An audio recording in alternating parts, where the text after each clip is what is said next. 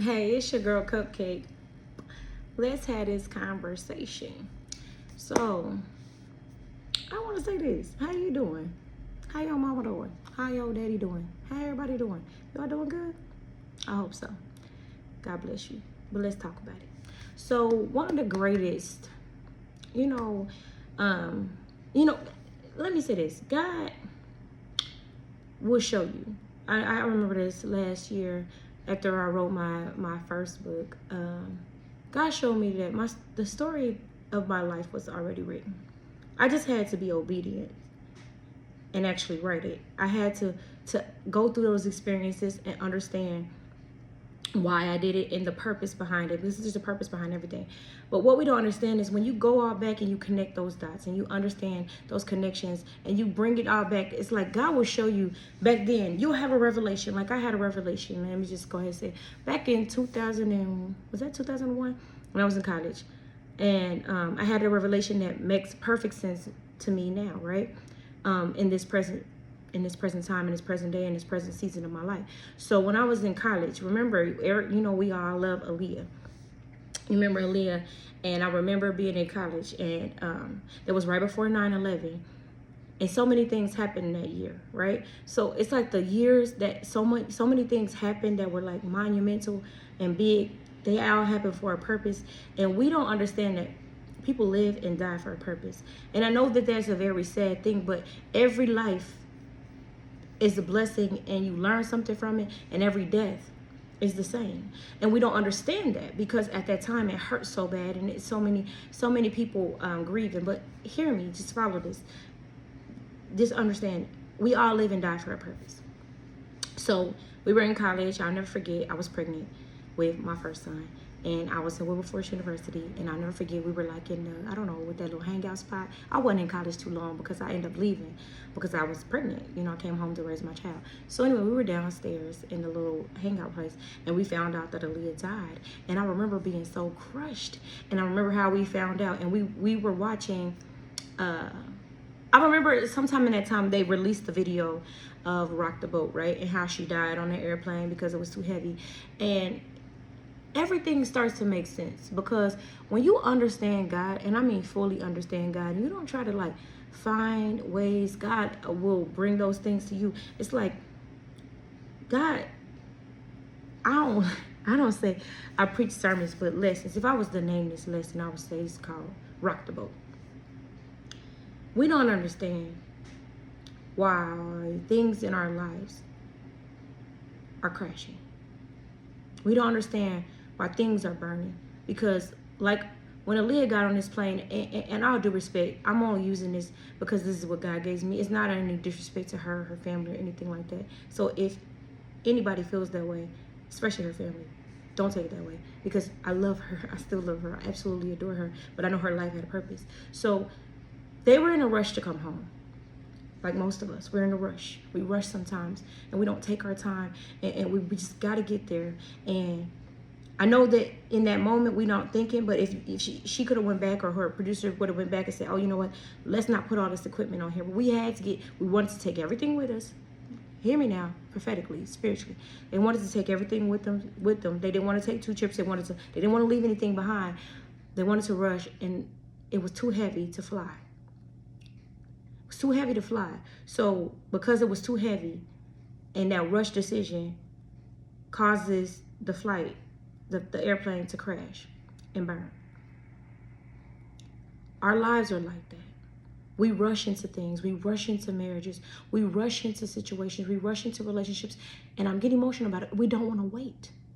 We don't want to wait. We want to carry everything with us, and it's too heavy, and we be rocking that boat. And sometimes you put way too much. You put way too much. You put way too many people in a boat, it's going to sink. If you put way too many problems in a situation, it's going to sink. I'm going to tell y'all how this is relevant to my life. Because I tell on me to help you. Because I helped me. Life was so heavy. Because growing up, in a two-parent home. You know, everybody always think you only struggle. See, that's the thing, contradiction. People want to compare and compete all of these labels and titles. It's like, oh, it's harder to be a single parent. Oh, it's harder to be a married parent. Listen, being a parent is hard. Baby, listen, it ain't for the weak. Stop comparing. I've been a single mother. I've been a married mother. I've been an at-home mother. I've been a working mother. All four got criticized. Oh, when I was a single mother, what's she doing kids? When I was a married mother, oh, she's kept. She doesn't, and her husband does this. She's kept. Y'all judge everything. Single mother again, oh, she lost her husband. She couldn't keep her husband. Y'all got something to say about everything. Shut up. I don't care. Judge me. They judge Jesus. Who cares? You know? But all I'm trying to say is my life was heavy. And growing up with two young parents, my mother worked a lot. Let's story time. Let's just talk about it. My mom worked a lot. She worked a lot. She was in school full time. She worked full time. So she was gone a lot, you know, bettering herself. And I think too, sometimes when you are working and you are trying to provide, yes, there's a part of providing. This is why God has taught me how to do this whole situation and not work over work, because we escape through our jobs. We all do it. I've done it. We all do it. You know, we escape. A lot of parents like to go to work. And then who's raising your children? Nobody. Because you're gone. And my dad was on drugs and my dad suffered, but he didn't look like it. So everybody kind of envied the fact that we had a two-parent home, but really we spent a lot of time by ourselves. I kind of raised, not kind of, let me just be honest. I raised my siblings. It was heavy. They've always called me my little brother to this day. I had to tell him after my sister had passed. I exchanged the baton. I'm trying not to cry on this episode, but I'm sorry. It is what it is. I told him, I said, listen, bro. I'm your sister now. I know you called me mom your entire life, but it was heavy.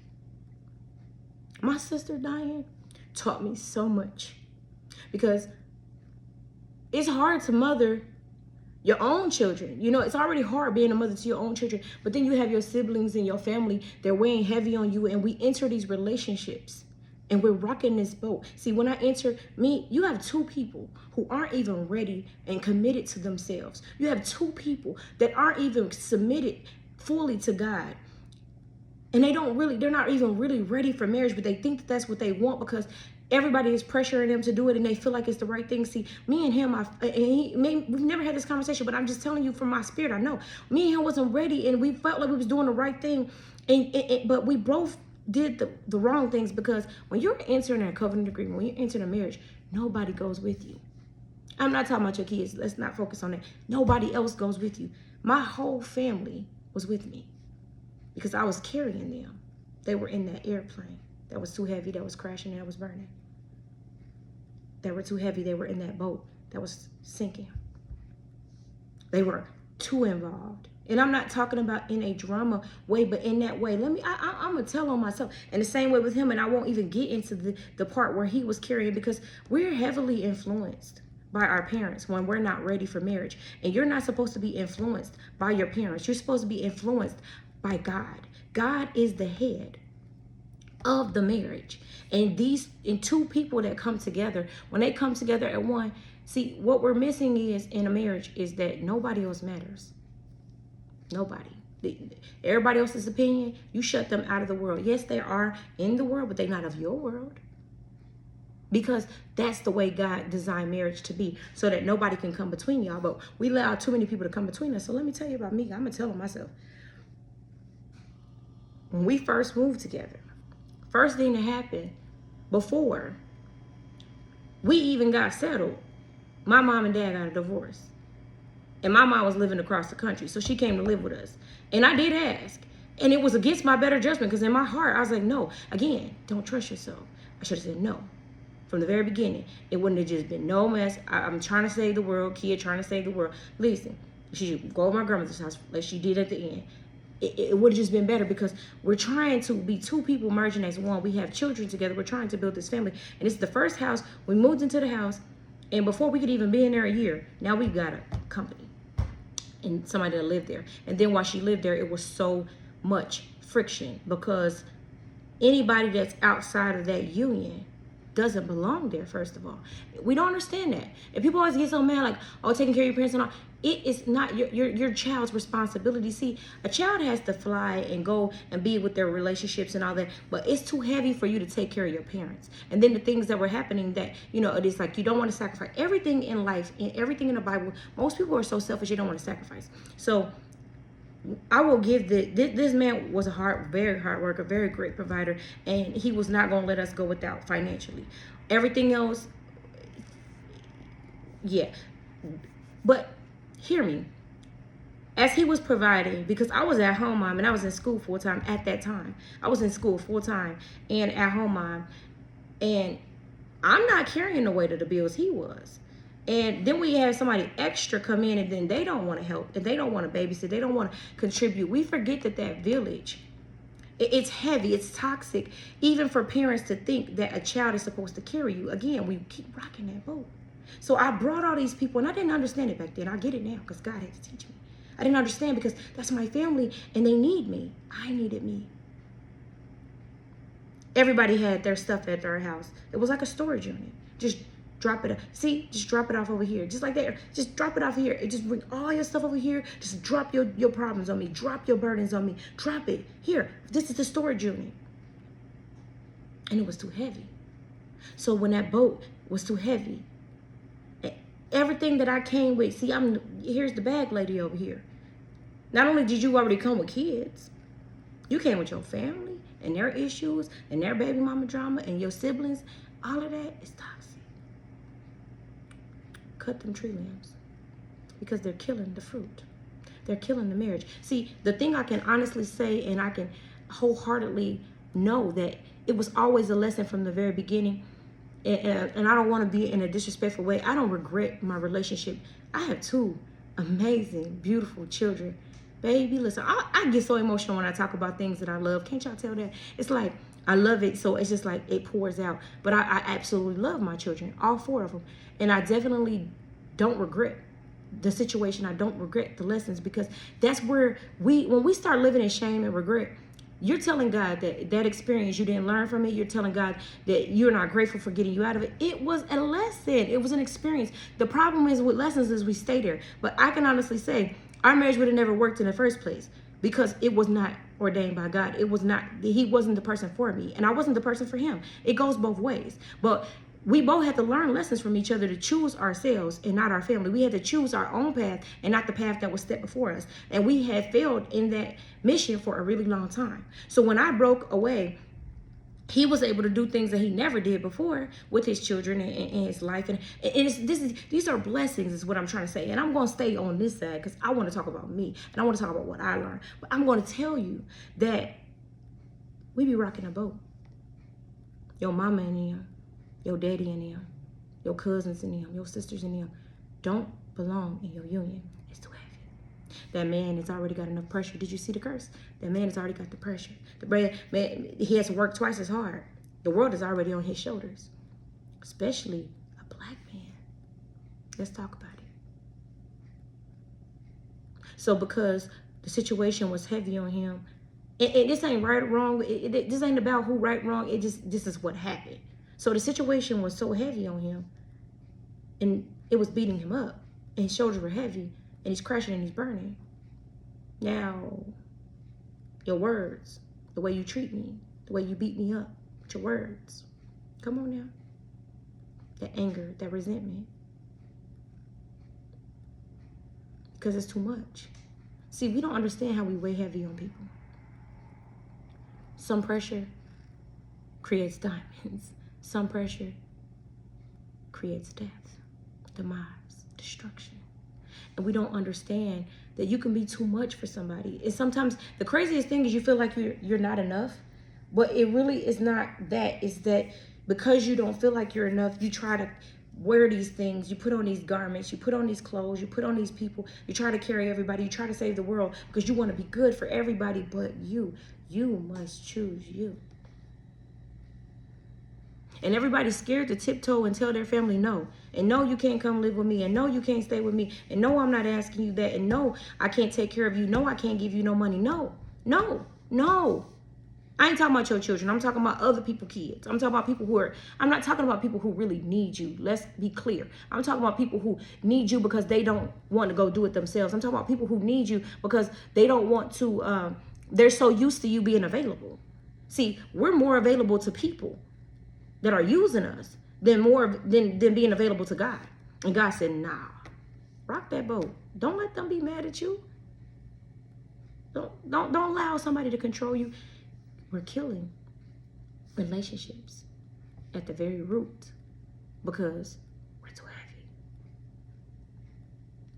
We come with all these problems and we're not creating solutions, and we don't have any purpose in our relationship. We're just together because we have children, and we keep on piling it up, and we keep on piling it up, and then we have more kids, and then we have more problems, and then we have more bills, and that plane is heavy. It's going to crash. It's going to burn. And we're afraid to rock the boat. We're afraid to say no. We're afraid to walk away from our family. We're afraid to leave them behind. We're afraid to sail the sea. Listen, we're afraid. We're afraid to leave. We're afraid to get on that water and get on that boat like Noah, because if I leave my family behind, what are they going to think? How are they going to feel? What are they going to say? We be having survivor's guilt. You can't want more for people than they want for themselves. Survivor's guilt. And our families are toxic, and everybody's got their hand in it. So every time you have an argument, every time there's a situation, when you call your mama and she know everything that's going on and she give you her advice, and you call your daddy, everybody's got all of this advice, but ain't nobody going to the source. Ain't nobody going to God. See, God taught me next time it's going to be the right time, because some marriages are not marriages, they're bondages. And you're bound to trauma. You're bound to a situation. You're bound to that toxicity. You're bound to that baggage that you came in with. Hence, why most of us want a marriage, but you're not allowing God to build you and take them bags out and take that trash out, throw that trash away, so that when you come into a marriage and you come into a covenant agreement, you're not too heavy and you're not tiptoeing and knocking that boat over. You're not, baby, listen, you're not overly stuffing that plane so it's gonna crash and burn. Your marriage is gonna crash and burn. See, God will let you mess up things. This is, I was trying, listen, God will allow you to mess up a relationship or a situationship that is not for you, because those are called karmic lessons. They're called your karma. They're called lessons. It's called, oh, you think you know everything? Let me teach you this. Oh, let me send you this person. Learn from it. Because I want you to learn lessons so you can get to your blessing, because the divine partner that I have for you, you can't be doing that with them. You can't be coming in with two. I'm not going to allow you to. God is not going to allow you to be with that person that you're supposed to be with and mess it up. Because the truth is that you don't understand, your story was written. Like I said from the very beginning, it was written. Anything that's written is going to come to pass if you decide to pick up that pen and write. If you decide to obey God, if you decide to go with it. So nothing can get in the way of God's story. Nothing can get it. This is God's game. This is his game. You play the remote. Listen, it could take you forever to get there. That's on you. But how it starts and how it ends, the author. He's the real author. So what's for you, you can never lose it. So stop telling people that they can't be divorced, or stop telling people who to marry and who to be. Listen, you can't lose something that's for you. If God allowed it to walk away from you, if God allowed those waters, and I've been talking about separation on TikTok, if God allowed those waters to separate, he allowed them to separate for a reason, so that you can get through something. In order for you to get to the other side, to the other destination, to the other place, you had to go through something. So we don't understand what death teaches us. I learned so much, and that was, I had already gotten that revelation years ago, and now putting the pieces together, God showed me in that revelation again and again with my sister. My sister dying was one of the greatest lessons that I've ever been. I can't save anybody, because at first I felt like, oh my God. And even when I was told, see, again, that toxic talk and hurting people while they're hurting. It's like after my sister died, it was so painful. It was like the things that was going on, it was so heavy, and it was just so much. And it's like right after she died, it was like, she dead, get over it. Huh? What do you mean? And once I talk about her death, you'll understand it just wasn't a regular old schmegular death. It wasn't something. It's more like a Lifetime movie. Listen, Netflix, Tyler Perry, Lifetime, reach out to me. I'll tell you her story, because God said it is written. It was written. See, we get so offended about talking about life and death, but it is their lessons. We get so offended about talking about things, but again, when she died, it was like, oh, it's your fault. It's your fault she dead. Who? Who says that? Who tells you to get over that? But again, angry people who don't have compassion can't give you what they don't have. We are seeking to find things in people, and here we listen. You're seeking to find something, and you're rushing into something, and you're rushing into a relationship. And if you just would take your time and you unpack those bags, which is all of those emotions, all of that. See, when you get with somebody at 30, that's I think of what's better. You get with somebody at 30, you got 30 years before you who you were as that person, and then you got another person, same thing, 30 something years, and then you're gonna take them two people and make them the one, and they haven't dealt with those 30 years of trauma. Baby, listen, it's out of order. It's destructive. It's damaging. Hence why we're drowning in relationships, because we have never taken the time to take those bags out. Erykah Badu said it best. Listen, bag lady, listen, you gonna hurt your back. Dragging all them bags like that, you gonna hurt your back. You gonna hurt your children's back. You gonna hurt your man's back. Sis, you hurting his back. You heavy. I was heavy. I was heavy, and I thought that I was a good wife. I thought because I cooked and cleaned. I thought because I packed lunch. I thought because I ironed clothes. Yes, I did all of that. I'm that woman, you know. Oh, she's, you know, Proverbs. Da, da, da. I thought because I was doing all of these things that I was a good wife. And wrong, right, or indifferent, I wasn't a good wife to me. I wasn't good to me. I didn't love me. I didn't unpack the damage that I had inside of me. I had emotions in me. I had been a mother my whole life. I never dealt with that. I never dealt until I wrote my book. Writing my book freed me. There are things in my book I had never said out loud. The first time I ever said them out loud is when I was reading them to my best friend.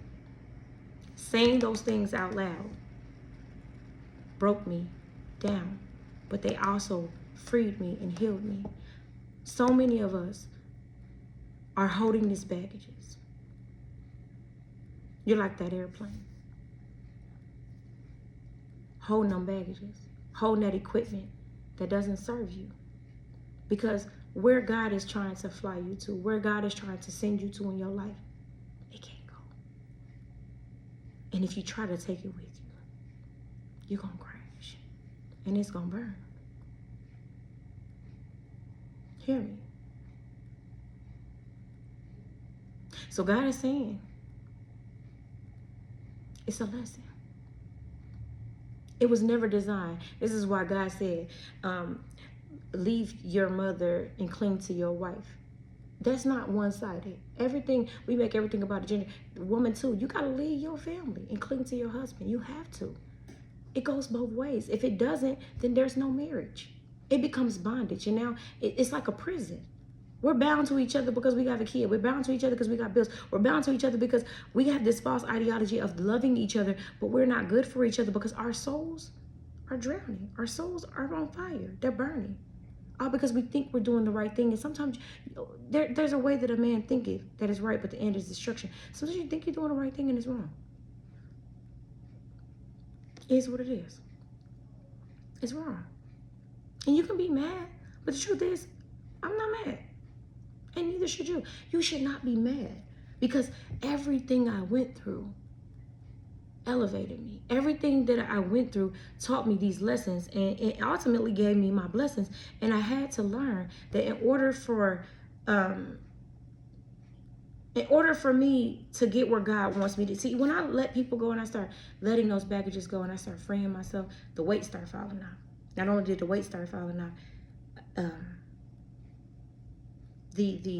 I start feeling free, you know, joy, peace, those things that you can't buy, those things start coming over me. So now I'm lighter now. Now I can fly. See, you cannot fly. It's one of my goals. Like, I can't wait. I want to do it like booed up, but I might have to do it by myself. One of my goals is to get on a hot air balloon. I always wanted to, because God always gave me this like lesson over the last few years. It's like, sis, you're in this hot air balloon, right? And you're in this hot air balloon. On the sides are those bags of like sand that hold the hot air balloon down. And until they release the bags, you're not going nowhere.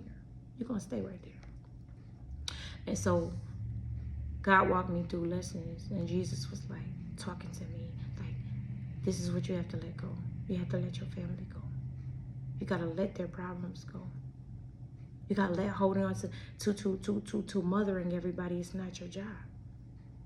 And then when you start, see, what we don't understand is when you stop doing things for people, when you stop playing God in people's life, when you stop, that's what you're doing. When you come to everybody's rescue and they don't know that they can go to God for themselves, you play God, then God be mad at you.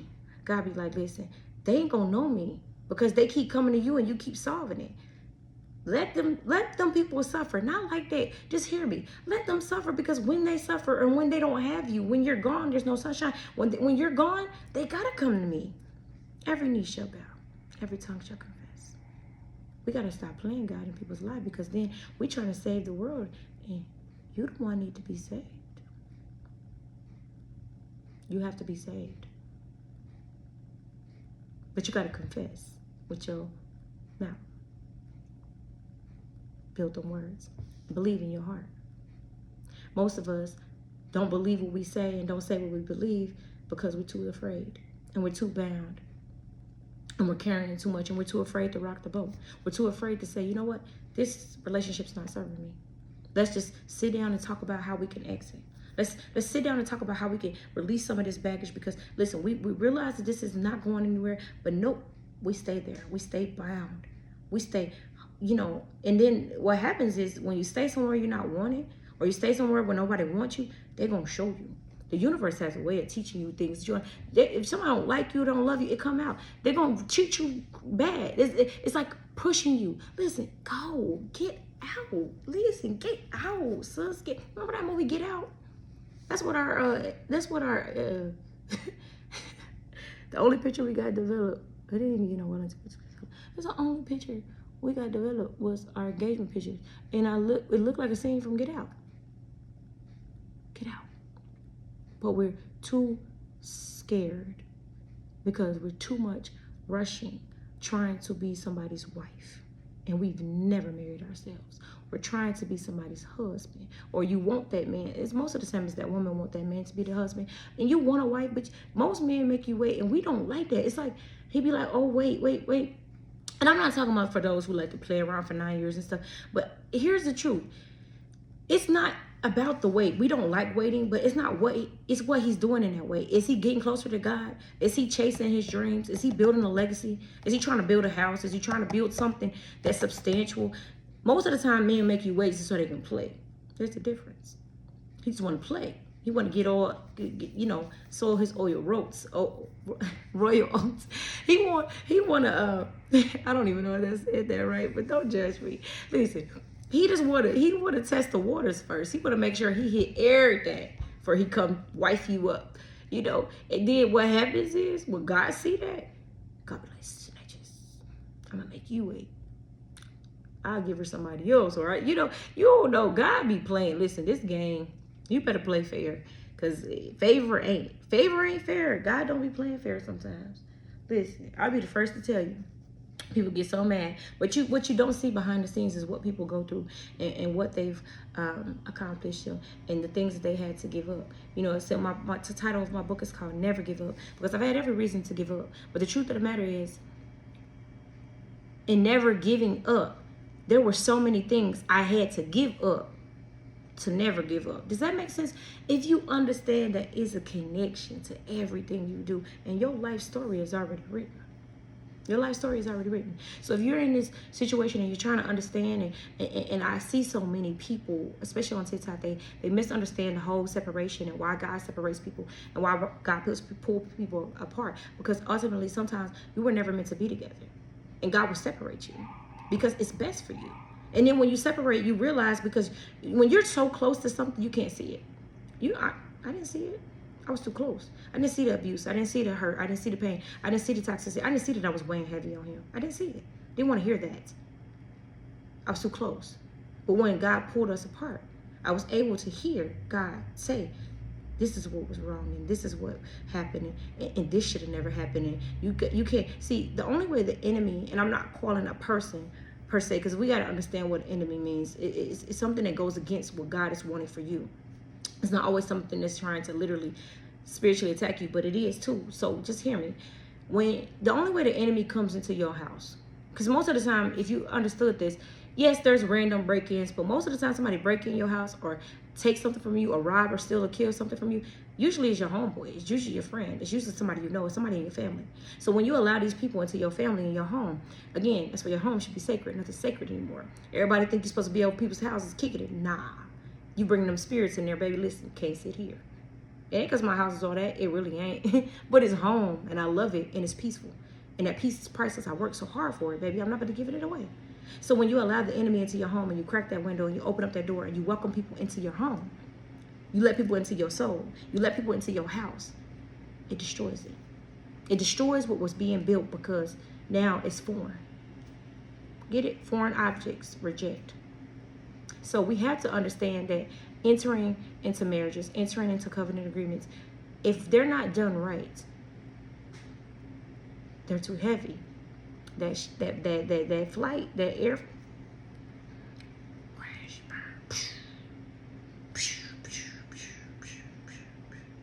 everything around you is crashing. Everything around you is burning. Everything is on fire. And then you don't know how to put that fire out because now it's out of control. You know, you start a little fire is like small. It's like you can douse it out with a little bit of salt. You know, that's old school. Douse it out with a little salt, a little fire. But when that fire get big, there's no salt that's gonna help that fire. You know, you can't throw no water on it because you're gonna make it worse. You throw something in there, you're gonna make it worse. And that's exactly what we're doing. And it's like that fire gets so big now, the whole house is on fire. The whole family is on fire. And again, hell is a mindset. It's never been a place. It's an elevation. It's now you down here when you should be up here. Now you under here. You know how they say stop, drop, and roll. If your pants are on fire or something's on fire, you got to get to the lowest point. Look, you're down low. Listen, you got to roll. Look, you got to roll to stop that fire. We're not stop, dropping, and rolling because we're staying right there, inhaling the smoke, catching on fire, and dying spiritually instead of getting out, rolling up under there, getting out, get out.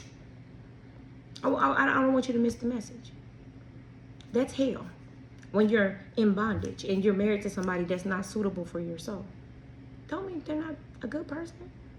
See, the contradiction is you break up with somebody and you're supposed to hate on them, you're supposed to hate them, and they're like, no. I want all of my kids' fathers to get, well, you know, my other kids are old, grown now. I mean, that don't mean anything either, but I want you to get, baby, listen, marry somebody that can call me and talk to me so I don't have to talk to you. Get somebody that's sweet, kind, and nice from God. Listen, I pray to God. Send you somebody that loves my children. See, we got to start speaking life. We get mad because things didn't work out, and then we curse that person, and then you wonder why you never get married again. You wonder why you're never happy again. You're cursing them. You can't curse people. That's witchcraft. That's witchcraft. Cursing somebody is witchcraft. Wishing bad on somebody is witchcraft. Crickets. Praying against somebody. Manipulating God, manipulating power. So you can gain and somebody else can lose. If you want to build a house on somebody else's pain, you want to make another woman cry, take her man, hurt her. Ouch. House of pain. No pain, no gain. Baby, listen. You can't build foundations on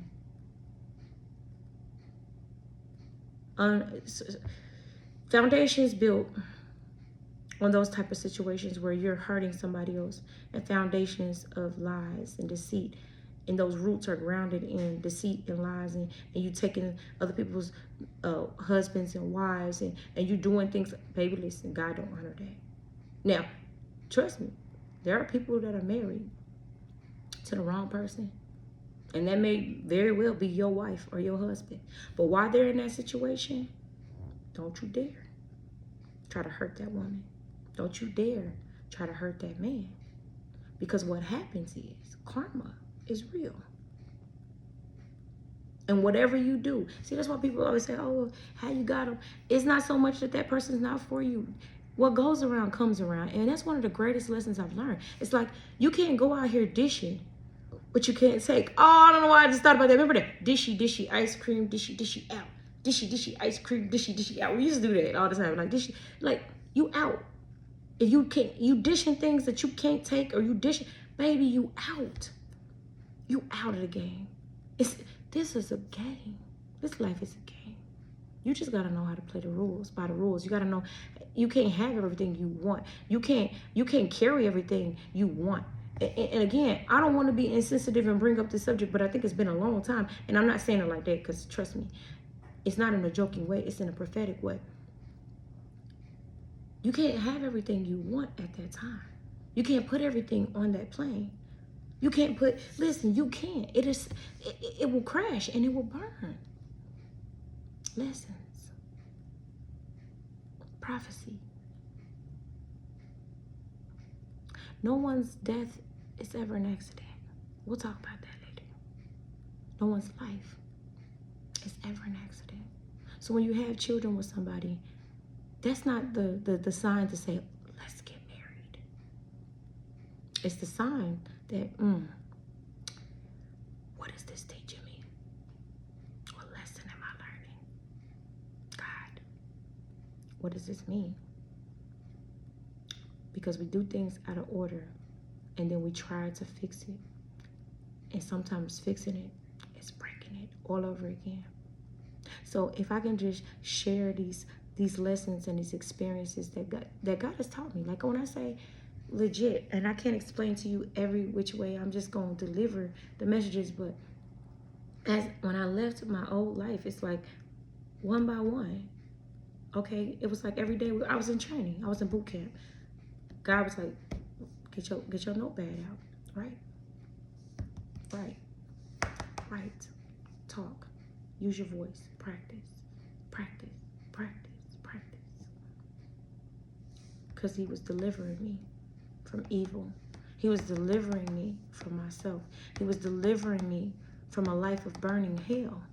And we think that we die physically, but it's spiritually that you're dead, that you're in hell. Actually, when you die, listen, are y'all ready for that conversation? Because once you die, the game changes. This game on earth is a physical thing. The spiritual realm, baby, listen, that game fun. Don't ask me how I know. It's fun.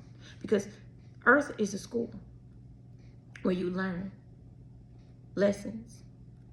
And we have made it a classroom. We ain't gonna talk about that and how the world operates because it's backwards. But this world earth is a school.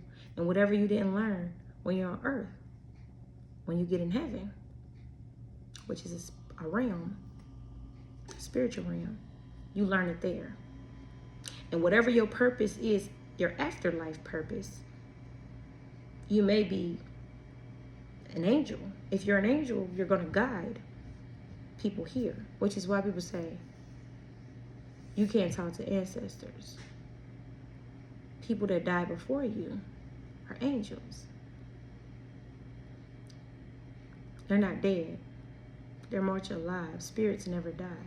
But we'll talk about that later. Spirits never die. Spirits never die. Your body dies. We ascend. We never die.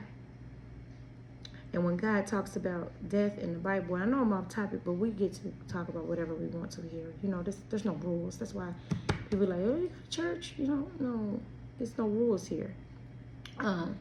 People say, in the Bible, I can't even remember the scripture. If I find it, I'll tag it. But about being among dead people and talking to the dead. God is not talking about people who are actually dead, because remember when God said, for God so loved the world that he gave his only begotten son, for whoever believes shall not perish but have everlasting life. What that mean to y'all? That mean when you die, you don't die, right? Okay, so the people he's talking about that's dead are among you. If you hang around with dead people, death becomes you. You will be dead too. If you are in dead situations and you keep drowning and you keep being too heavy, you're going to die. Listen, make it all make sense. We have to start taking this word and applying it the way that it's supposed to be applied, so that we are not creating pressure that kills us, but pressure that creates diamonds. You know, and we're not understanding this spiritual connection that we have with Christ. It's a consciousness. We're not understanding that because we're too busy focused on physical things. And that's going to have to be another topic. But just understand that it's a school. And you learn there. And it's free there. And there's no bills there because there's none of this physical world. Because this physical world, see, as it is in heaven, as it is on earth, this physical world created things to make you more heavier. They keep you blind and they keep you in the dark, because if you don't understand, you get heavy and you do what they want you to do, and you pay for everything, and you're just existing, your existence. See, the world, you know how they used to have those wanted dead or alive signs for slaves? You want it on this earth, dead or alive, because alive, we capitalize. You're dead, we capitalize. Yeah, that's too deep for some of y'all. Just understand later. Try to understand later. Understand later. But while you're here, take these messages, apply them to your life. Ask God how they fit the description for you. If they fit, put it on. If they don't put it on. Don't try to. This, I am a firm believer. Don't try to squeeze in those shoes, baby. Listen, I got a big foot for a woman. I wear 10. Don't judge me. I don't try to fit in shoes to be cute, because I know by the end of the day, and I got metal in my leg, baby, listen, I ain't got time for all that. She ain't trying to be cute, she trying to be able to walk. And so I'm not trying to squeeze into anything that doesn't suit me, doesn't fit me. But if it fits and you're learning and it applies to your soul, listen, take it and fly. But don't carry those burdens. Don't carry those things that are going to keep you from elevating. Don't carry those situations. Don't come into no marriage, no situation where all of your family and everybody else is too heavy. It ain't fair to him. It's not fair to you. It's not fair to the children. It's not fair to anybody. Your parents can't have that great influence over you. They can't have that hand in your marriage. They're not married to you. Your pastor is not your husband, sis.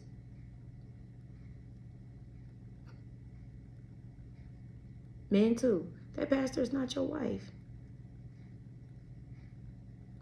Stop going to them instead of going to God. God made your husband. God made your wife. Who knows them better than God? Nobody. Parents don't know their children like that. They have this perception. You know, I used to have a really close relationship with my ex-mother-in-law. And she knew everything. I used to tell her everything. She knew everything. That's another thing. Don't do that. Don't tell. She knew everything. And she knows. She knows exactly where I live. She'll never admit it. I don't really care. Don't bother me. I live in my truth. Because cycles repeat. And children only do what they've been taught. But hear me. Yeah, you can't be telling everything. You can't, you know, and I don't mean like that. Just everybody don't belong in your marriage. And you hurt yourself by getting opinions of others. You hurt yourself by putting yourself in a position where decisions are being made outside of that covenant and that agreement, which is why I say all marriages are not honorable by God, because if God is not in it, then what is there to honor? And people get so offended by that. You know, I had a TikTok post, it's blowing up. You said marriage ain't honorable, God don't like divorce. Yeah, duh. He don't like divorce when he put you together. But every marriage is not put together by God. I got evidence. Baby, I know what God delivered me from. And we're going to talk about it all the time. God is good. God is good all the time. Thank y'all for enjoying this conversation. Listen, I hope you enjoy this conversation. Until next time, I love you. Peace.